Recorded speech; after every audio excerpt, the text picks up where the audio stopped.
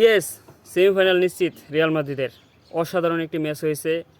রাত 2টা বাজে কোয়ার্টার ফাইনাল ম্যাচে বরুসিয়া ডর্টমুন্ডের সাথে মুখোমুখি হয় রিয়াল মাদ্রিদের। অসাধারণ একটি ম্যাচ হয়েছে। শুরুতেই আক্রমণ ছিল রিয়াল মাদ্রিদের। গঞ্জালো গার্সিয়া 9 মিনিটের সময় গোলটি দিয়ে দেয় এবং 20 মিনিটের সময় ফ্রেন গার্সিয়া। অসাধারণ 2 গোলেই হাফ টাইমে যায় রিয়াল মাদ্রিদ। প্রথমার্ধেই 2 গোল পেয়ে যায় রিয়াল মাদ্রিদ। বরুসিয়া ডর্টমুন্ড কিন্তু এরকম আক্রমণই করতে পারে নাই। তারপরে কিন্তু দ্বিতীয়ার্ধে এসে আবারও জমজমাট ম্যাচ হচ্ছে, 2 দলের গোল হচ্ছে না। 90 মিনিট হয়ে যাচ্ছে, এদিকে রিয়াল মাদ্রিদের 2 লেট। বরুসিয়া ডর্টমুন্ড গোলের জন্য পাগল হয়ে গেছে। শেষ দিকে কিলিয়ান এমবাপ্পে মাঠে নামছে এবং বরুসিয়া ডর্টমুন্ড 90 মিনিটের সময় একটি গোল পায়।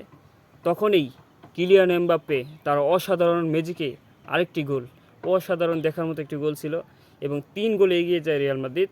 বরুসিয়া ডর্টমুন্ড 1 গোল এবং লাস্টে একটি পেনাল্টি কিকে বরুসিয়া ডর্টমুন্ড গোল পায়।